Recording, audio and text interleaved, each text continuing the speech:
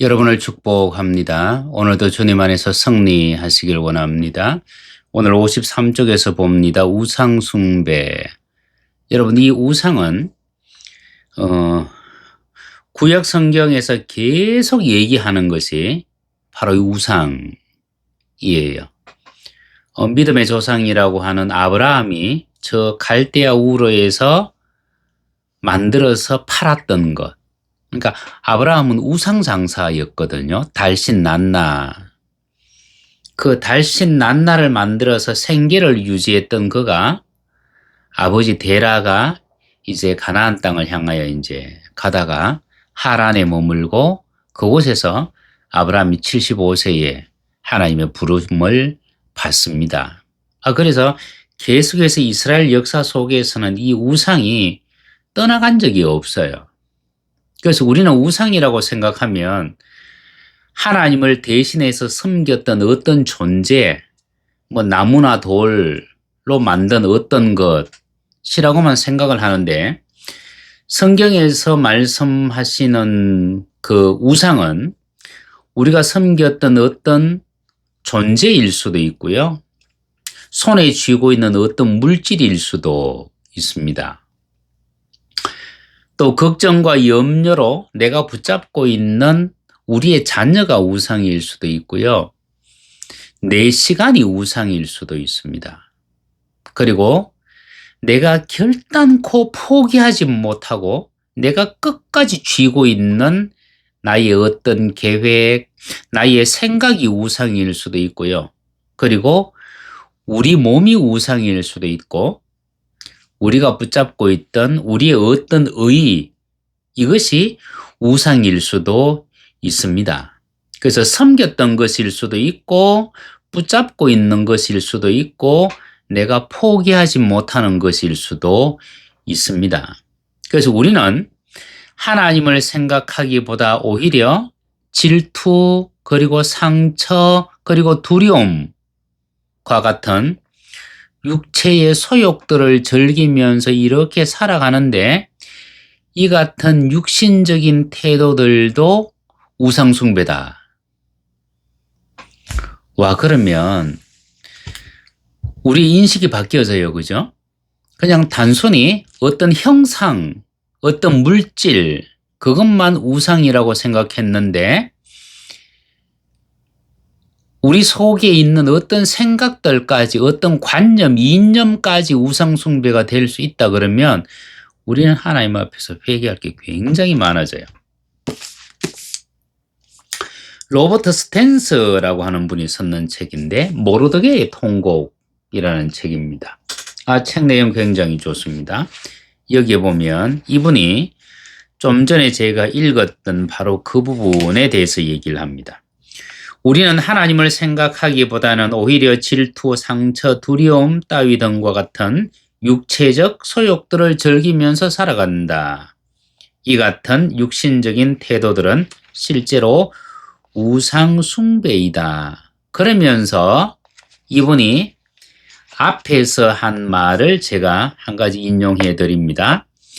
검토되지 않고 제멋대로 행하도록 방치해 둔 생각들은 하나님을 향해 나아가지 못하도록 우리를 가로막는 최악의 걸림돌이다. 이거 앞부분에서 제가 한번 인용했던 부분들입니다.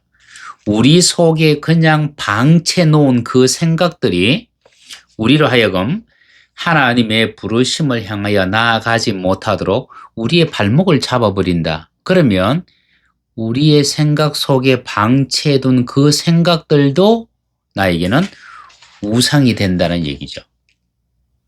여러분, 이것들을 제거하지 않고 하나님의 거룩한 성에 들어갈 수는 없습니다.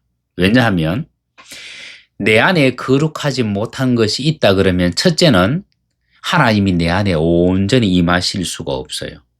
왜냐하면 하나님은 당신의 그 거룩을 거룩하지 못한 것과 섞지 않습니다.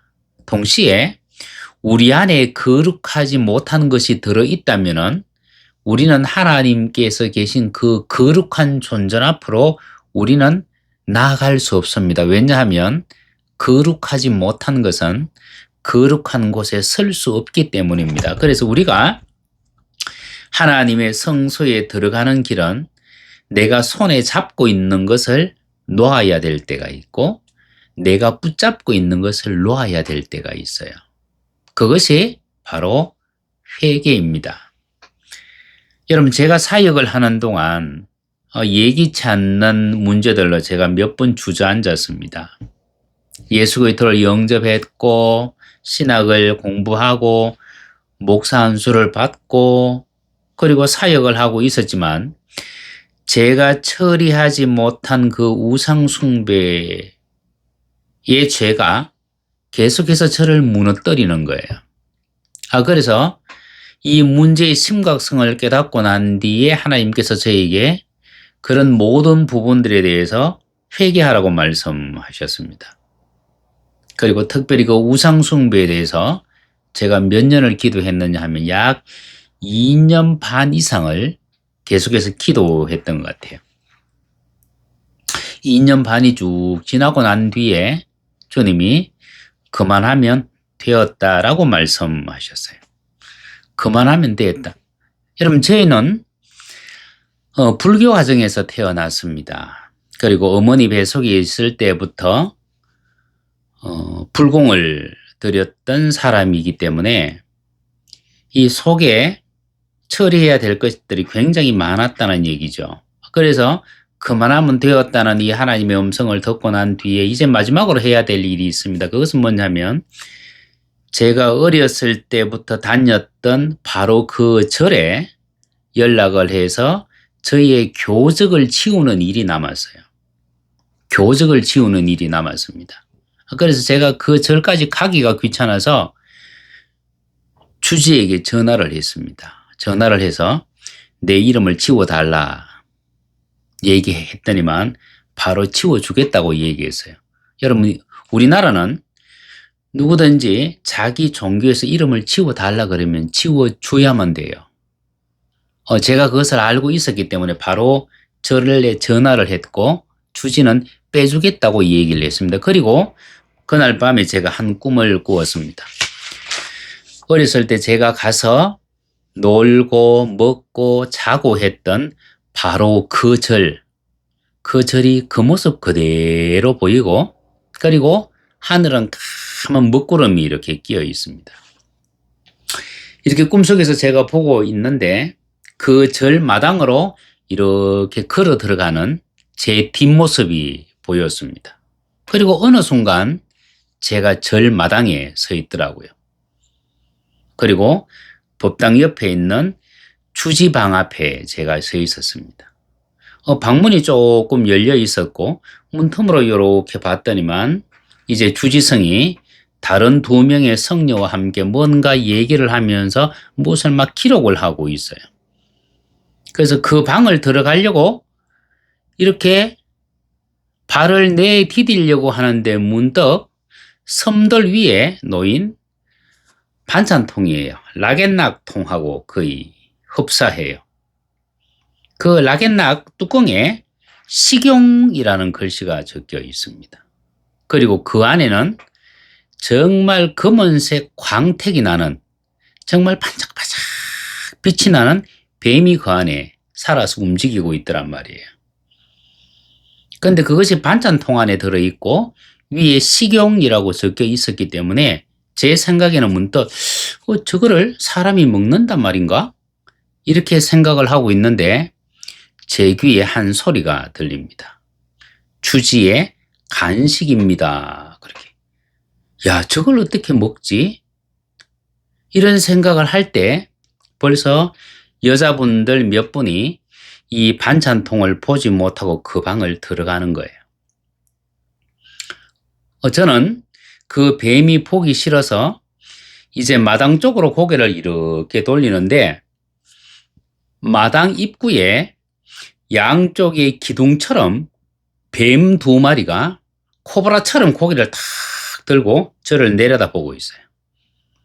어떤 동상이 아니고 말 그대로 살아있는 뱀이에요. 엄청나게 큰 뱀이에요. 마치 기둥처럼 머리를 치켜들고 마당 쪽을 이렇게 내려다보고 있는데 이 왼쪽에 있는 뱀은 머리가 둘 달린 황금색 뱀이고 오른쪽에 있는 뱀은 굉장히 흉악하게 생겼는데 까만 뱀이에요. 여러분 제가 마당을 가로질러서 멀리서 이렇게 보았을 때도 눈이 위로 탁 찢어지고요. 이빨이 굉장히 날카롭게 있고 뿔도 달려 있어요. 그리고 목 뒤에는 한 5cm 정도 되는 비늘이 2개씩 이렇게 나 있더라고요. 와, 저게 용이 되기 직전의 이무기구나. 그것을 보다가 다시 고개를 돌려서 열린 문틈으로 제가 소리를 쳤더니만은 주지성이 문을 열고는 저에게 어떻게 왔느냐라고 물었어요. 그래서 저는 제 이름을 말하고 교적을 돌려달라고 했습니다. 그때 순간 온 방안이 조용해졌어요. 제가 다시 한 번 더 얘기했습니다. 교적을 돌려달라. 그때 주지성은 자리에서 일어나더니만 다락에 있는 명부책을 이렇게 끄집어냈어요. 그리고 이렇게 넘기다가 한 장을 쭉 찢었습니다. 이런 문 밖에 있는 저의 눈에도 제 이름이 적혀 있다는 것이 보일 정도였어요. 그래서 명부를 이렇게 쭉 찢어서 손에 잡은 이 주지성이 자기 뒤쪽에 있는 조그마한 쪽문이에요. 쪽문을 이렇게 열었습니다. 근데 쪽문 틈새로 이렇게 보니까 성녀들이 지금 건조 중인 톡이에요. 그릇이에요. 완전히 다 굳지 아니한 그릇이에요. 이것을 다시 물레에 올려가지고 다시 돌리는 것이 보였습니다. 그리고 주지성이 한 성녀에게서 항아리 모양의 토기를 받아가지고 저희의 명부를 둘둘둘둘 말아서 그 안에 넣더니만 저에게 주는 거예요. 그래서 제가 그 토기와 명부를 이렇게 받았습니다. 받는 순간에 보니까 이 토기가 찌그러졌어요. 찌그러졌습니다. 찌그러진 이 토기를 보면서 제가 생각했습니다. 토기장이신 하나님이 나를 이렇게 만들진 아니했을 텐데 하나님께 다시 만들어 달라고 해야 되겠다. 이러면서 사찰을 돌아서서 나왔어요. 이렇게 나올 때 보니까 구름이 그치고 햇빛이 쫙 내리쬐요. 여러분 이 우상 숭배가 우리 안에 있는 하나님의 이 형상을 전부 다 흩어져 버리고 찌그러뜨려 버려요. 제가 회개했다는 얘기는 제가 하나님 앞에 온전한 그릇으로 반듯하게 세워졌다는 뜻이 아니라 이제 하나님께로 방향을 돌렸다는 것이고 찌그러진 이것을 다시 하나님이 온전한 그릇으로 만드는 과정이 또 남아있는 거예요. 그러면 저는 그때가 이미 목사 안수를 받고 거의 한 10년이 지났던 때였거든요. 그럼 그때부터 하나님께서 저를 다시 다듬으시는 과정이 시작되는 거예요. 하나님께서 우리를 다듬으시는 과정은 우리가 생각하는 것처럼 그렇게 쉽게 그렇게 빠르게 진행되지 않습니다. 하나님의 기다림 속에서 하나님의 손보심 속에서 서서히 완성되어 가는 겁니다. 그래서 우리는 회개했다 다 되었다가 아니고요.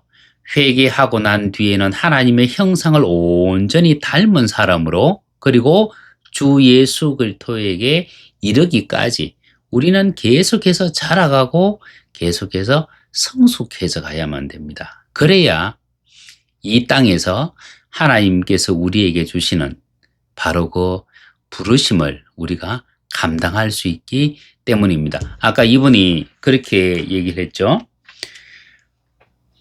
검토되지 않고 제멋대로 행하도록 방치해둔 생각들은 부르심을 향해 나아가지 못하도록 우리를 가로막는 최악의 걸림돌이 될 수 있다. 우리의 부르심을 방해하는 그것이 어디에 있다고요? 우리 안에 있다. 그것이 우리의 생각이다. 이 생각이 우리의 우상이 되어질 수도 있다. 그래서 우리는 하나님 앞에서 계속해서 우리의 생각도 하나님의 말씀에 맞추어서 돌아볼 수 있어야만 합니다.